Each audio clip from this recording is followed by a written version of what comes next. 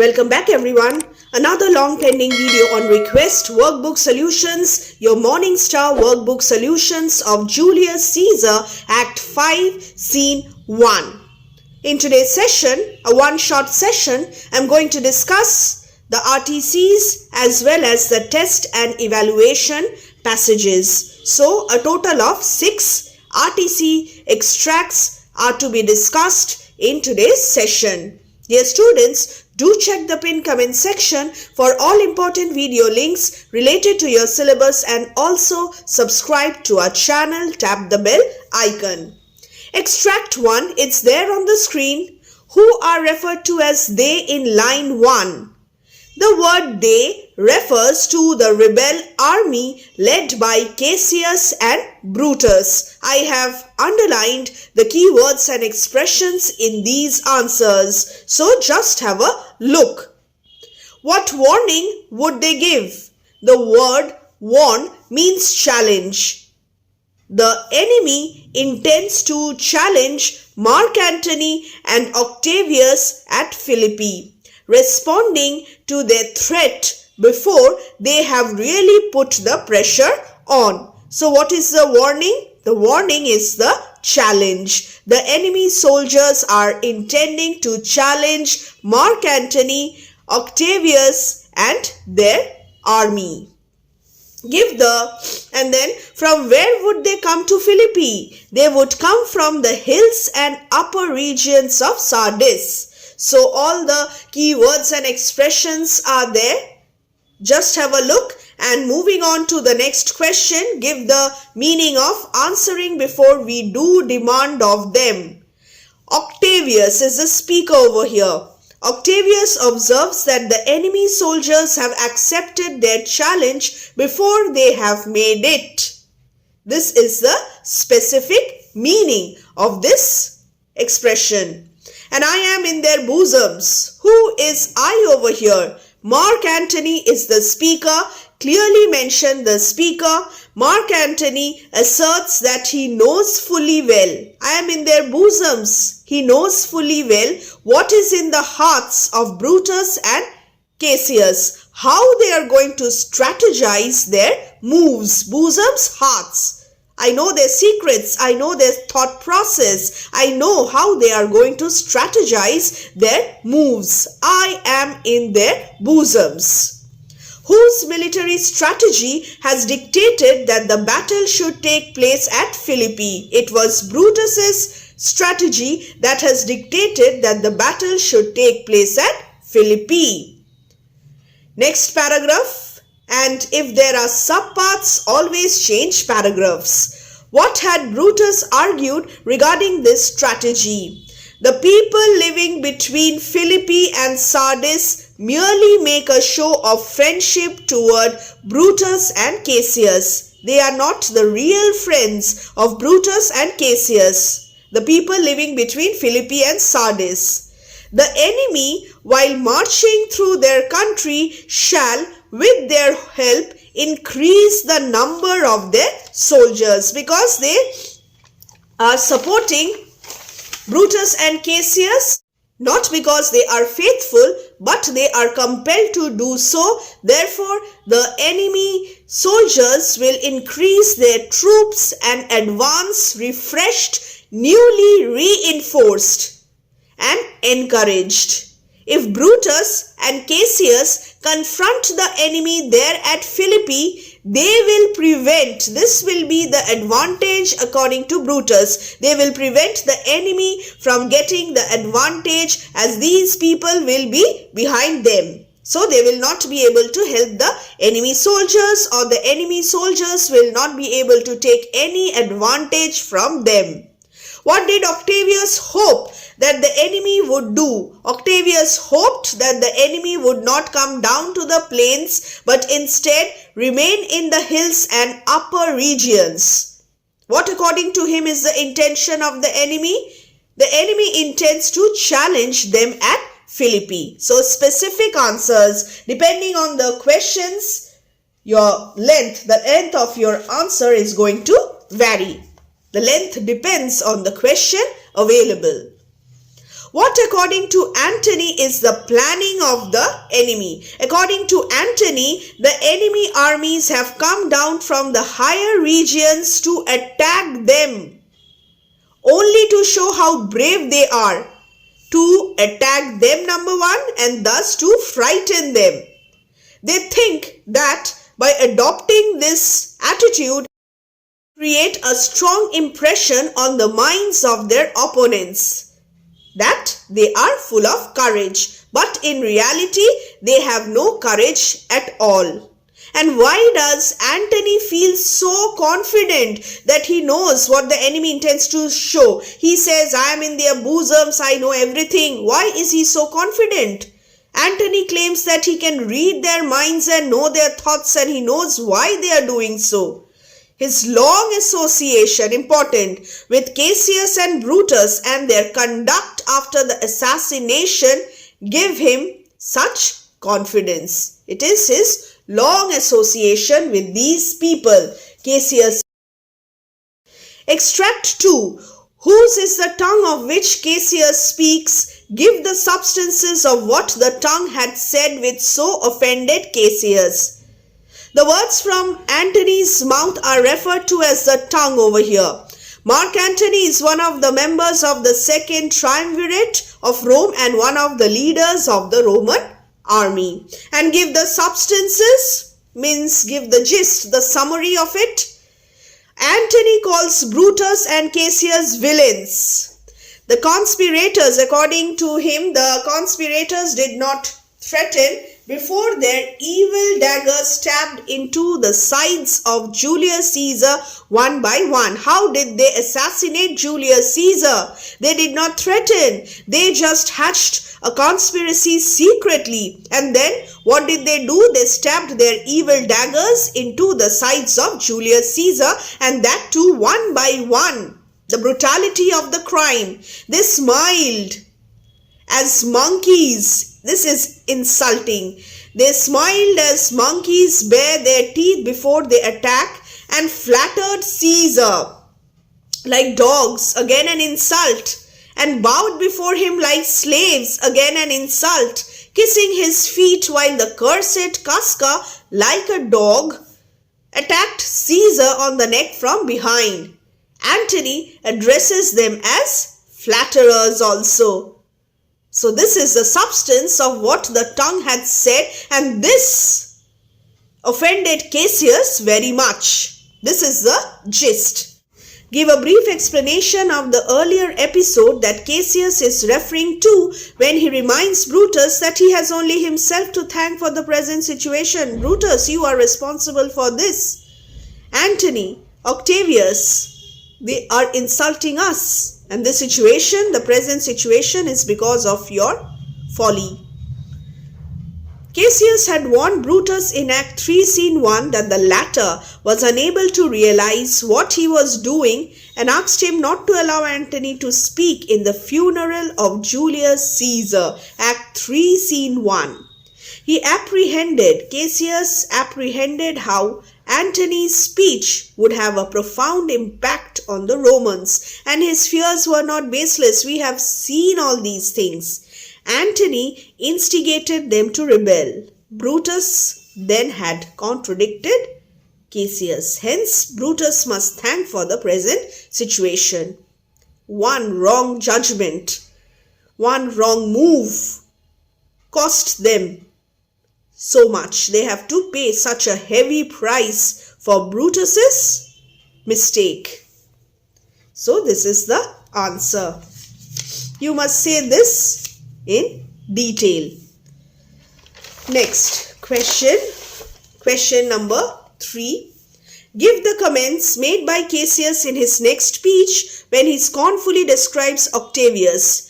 Cassius scornfully describes Octavius a peevish schoolboy, not worthy of dying at Brutus's hands, who has allied himself with one who wears masks at parties and loves noisy merrymaking. Very important, compact answer. 3 on 3. What does Octavius mean by the cause? The word the cause means the reason of the talk. Octavius tells Cassius to come to the point and state the reasons of the conversation between Brutus and Cassius, and Octavius and Antony on one side and Brutus and Cassius on the other side. State in your own words the meaning of the last two lines of the passage. Octavius draws his sword against the conspirators. He will not sheathe it until all the 33 wounds of Caesar have been avenged, or until Octavius Caesar himself have also been killed by the sword of traitors. Has also, I'll just change it, has also been killed by the sword of the traitors. Meaning of the last two lines of the passage. Octavius was successful in avenging Caesar's death. He, along with Mark Antony and Lepidus, defeated Brutus and Cassius at the Battle of Philippi, ultimately leading to their deaths. And how does the play end? The play ends with the deaths of Brutus and Cassius. After their defeat, Brutus and Cassius take their own lives. Brutus runs into his sword held by his servant Strato, and Cassius is stabbed by his servant Pindarus. Octavius, Antony and Lepidus emerge victorious, and Octavius declares that Brutus was the noblest Roman of them all. Extract number 3. In this extract, Cassius narrates something he has seen. What is it? Did he believe in the significance of such things earlier in his life, and why? Many subparts are there. Coming from Sardis, Cassius saw two mighty eagles alighted on their flag, which was at the front of the army, and they stayed on it, eating from the hands of the soldiers who accompanied them to Philippi. And what is it? This is the answer. Did he believe in the significance of such things earlier in his life? Earlier, he did not believe in the significance of such things or signs. He did not believe in all these things. And why? He firmly believed in the Greek philosopher Epicurus and in his philosophy that one not ought to believe in and fear omens. Cassius did not believe in omens. So this is the answer. And then he saw that the next day these birds flew away and ravens, crows and kites came in their place. You can add this also over here. Appearance of ravens, crows and kites. Since these things are there in the answers later, I have not mentioned them over here. So according to the question available, you must frame your answers. Give the meaning of: as we were sickly prey, their shadows seem a canopy most fatal. What do these lines signify? The word "we" refers to Brutus, Cassius himself and their soldiers. Ravens, crows and kites are flying overhead and are looking downward at them as if, and their shadows are like canopy that indicate death, under which their army lies, like a sick man who is about to die, as if they are sick and these birds are flying overhead. And the shadow of these predatory birds is compared to the shadow of the bed canopy over a dying man. This shows the superstitious nature of Cassius. These birds are ominous. He has begun partly to believe in omens. So this is significant. And then, what did Cassius see on the previous day? The same thing, the same question. They have repeated the same question. And on that particular morning. And what do these signs signify? So I have answered these questions in detail. Previous morning, what did he see? He saw two large and strong eagles descended upon their foremost standard bearer flag, and there they continue to sit, T-H-E-R-E. And there they continue to sit on their flag, devouring the food offered by their soldiers. The birds remained with the soldiers till they reached Philippi. And what happened the next morning? This morning they flew away and disappeared. Ravens, crows and kites are flying in the sky now. Over their heads they are looking downward upon Cassius and his men as if they were lying sick and on the verge of death to serve as food for them. So this morning. And what do these signs signify? Now this is a lengthy answer because the question is framed in such a manner. So I cannot help it. They have repeated the question and again I have to answer it in detail. What do these signs signify? Eagles symbolize. This section is important. Go through this section specifically. Eagles symbolize victory, strength, power of the Roman Empire. Cassius was reassured that they would win the battle. When they are replaced by birds of omen, it foreshadows their defeat and Cassius's death in battle. So this is a foreshadowing. Superstitious nature plus foreshadowing. So you will have to mention both. Since I have already mentioned about the superstitious nature of Cassius, here I have mentioned about the foreshadowing. Now, how can you conclude from what Cassius says a little later that he was prepared for a possible defeat? As the affairs of human beings are always uncertain, Cassius says they must consider what is to be done if the worst happens. If they suffer defeat in the battle which is about to begin, then it would be the very last time that Brutus and he would be speaking to each other, meeting each other. So very last time.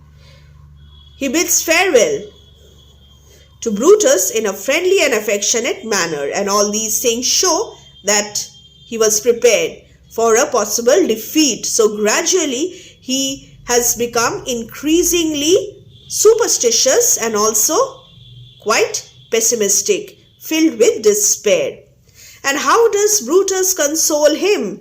Brutus consoles Cassius by saying that if they lose, they will take it that they parted in the right spirit, and if they survive the battle and meet again, they will smile. According to him, it is enough that the outcome of the battle will be known, as the battle will have an end. It will end the course of events that the 15th of March set in motion. At least we will now have a closure. So, this is extract number 3. Now, extract number 4. It's there on the screen. Just have a look. What has Brutus just said which makes Cassius say the words given in the extract? According to Brutus, one should act according to the philosophy of bravely suffering pain without complaining, and therefore he blames his father-in-law Cato for committing suicide. He thinks suicide is an act of cowardice. He strengthens himself and patiently waits for his fate as destined by the gods. Thus Cassius utters these words. And the philosophy, what is the Roman practice referred to here?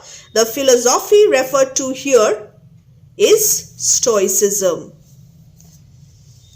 State briefly to what extent Brutus bears a great mind. Brutus the thinker is opposed to suicide, but Brutus the Roman soldier has to uphold his Roman honor.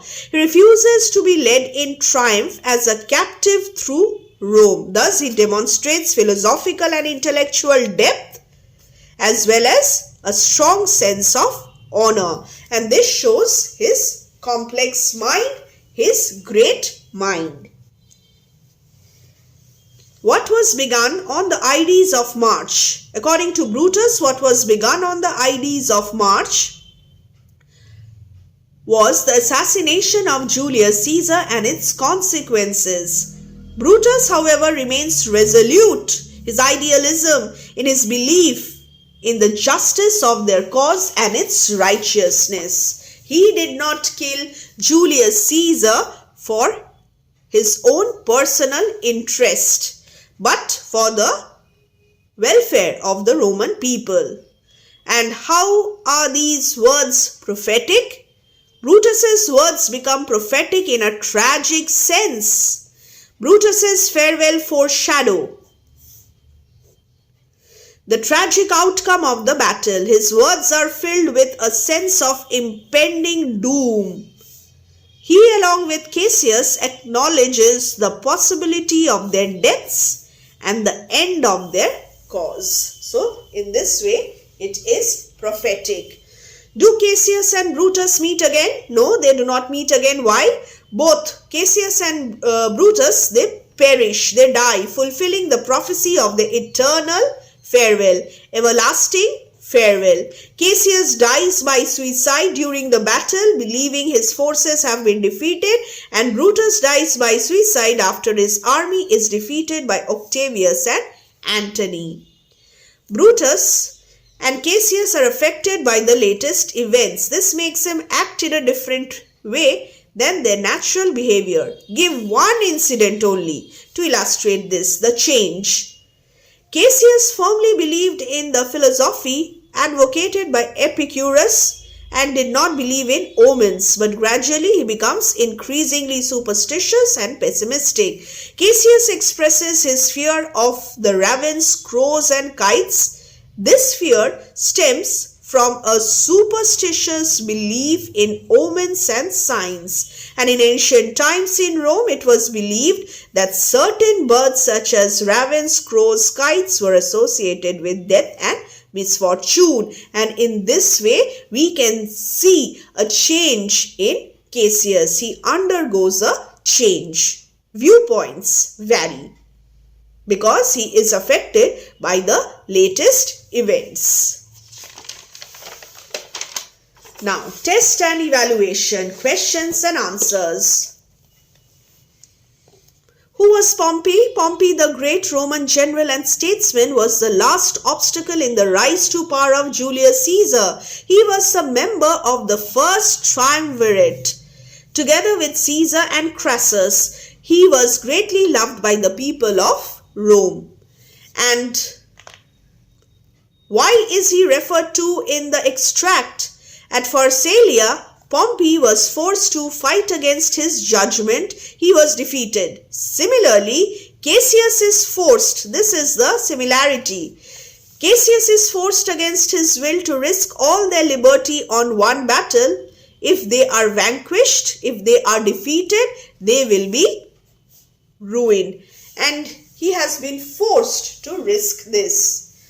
What is Cassius compelled to do? Who has compelled him? Cassius is compelled to set upon one battle all our liberties. So repetition, therefore I have quoted. The battle will be a decisive one, determining if they will win or lose and if they will be dead or alive. Brutus compelled him to do so. He asked Cassius the previous, and how also? How many questions are there? Too many questions, too many subparts. Therefore the length, it's impossible to adjust the length properly over here. Brutus compelled him to do so. He asked Cassius the previous night what he thought about marching down to Philippi presently. Cassius expressed his opposition to such an idea, but Brutus counter-agreed that. Cassius, unable to convince Brutus about the dangers involved, gave in finally. And what would be the outcome of the decision which he is compelled to take? The outcome of the decision was disastrous. The outcome of the decision was disastrous. The Battle of Philippi follows. The outcome of this battle is the defeat of Brutus and Cassius by the triumvirate and the suicides of both Brutus and Cassius to avoid further dishonor. Now, who is Epicurus? Epicurus was a Greek moral and natural philosopher. He professed hedonism. What is hedonism? Belief in pleasure as the highest good and humankind's proper aim, and taught that the highest good is personal happiness, just as the criterion of good life is pleasure. Highest good is personal happiness. And what was his view? He believed that one ought not to believe in and fear omens. And if Cassius held the viewpoint of Epicurus, what makes him now change his mind? The same thing. Cassius's viewpoint underwent a change because of what he saw happen the previous night and that morning. While coming from Sardis, two mighty eagles alighted on the foremost ensign, perched there, gorging and feeding from the soldier's hand, and accompanied the army up to Philippi. We have discussed all these things in the previous answers as well. But in the morning the eagles flew away, and in their place ravens, crows, kites flew over their heads, and this was ill omen, not good. Give the meaning of, be thou my witness that against my will. The words thou and me, my, refer to Messala and Cassius respectively. Cassius urges Messala to give him his hand and says that Messala is his witness, that he has been forced, as Pompey was against his will, to risk all the liberty on one battle. The line meaning, you must write the line meaning. And number B, and partly credit things that do presage. Although Cassius firmly believed in the philosophy of Epicurus, he has now started believing in things or signs that are supposed to foretell the future a little. That is, partly. Comment briefly on the uncertainty which Cassius feels about the outcome of the battle that day. Cassius wishes that gods may support them that day, that they who have been close friends in peace may live on to old age. But since the condition of men always remains uncertain, he urges Brutus to consider what to do if they lose the battle. Whether they will win the battle or they will lose the battle, this is unclear. And hence the self-doubt. How do Brutus and Cassius wish each other farewell at the end of the scene? Brutus does not know if he will meet Cassius again. Thus he bids Cassius everlasting farewell, forever. Bid final, that is bid final, goodbye. They will smile if they meet again. Cassius also agrees, bids Brutus goodbye forever. If they do not meet, it is true that they parted cheerfully. Again, farewell section is important. This question is important. Question number 2 right now. The extract is there on the screen. Who is Cato? Give details of his philosophy. Now in Julius Caesar, Marcus Cato is Brutus's uncle and father-in-law. He was a Roman senator who supported the Roman Republic and Stoicism. He was known for his stubborn adherence to his principles and for choosing to kill himself rather than be captivated or captured by Julius Caesar. So this is a basic introduction of Cato. And details of his philosophy.